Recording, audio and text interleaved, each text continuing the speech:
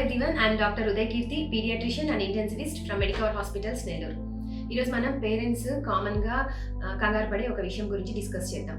Usually ఓపీకి వచ్చినప్పుడు normal regular checkup అయిపోయిన తర్వాత వెళ్ళేటప్పుడు ఒక కంప్లైంట్ ఉంటుంది, తల ఎప్పుడు వేడిగా ఉంది మేడం అని.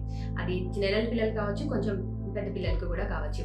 సో పిల్లల్లో తల ఎప్పుడు వేడిగా ఉండడానికి రీజన్స్ చెప్తాను. అది అబ్నార్మలా నార్మలా? So usually it is normal. పిల్లల్లో మెటబాలిజం ఎక్కువ ఉంటుంది, బ్రెయిన్ డెవలప్మెంట్ ఎక్కువ ఉంటుంది, ఫాస్ట్గా ఉంటుంది. సో గ్రోత్ రేట్ ఎక్కువ ఉంటుంది కాబట్టి దానివల్ల వేడిగా ఉండొచ్చు. ప్లస్ థర్మో రెగ్యులేటరీ సెంటర్ అంత మెచ్యూర్గా ఉండదు మనకు అందరికీ ఉన్నట్లు. సో దానివల్ల కూడా వాళ్ళకి టెంపరేచర్ ఫ్లక్చువేషన్స్ ఉంటాయి.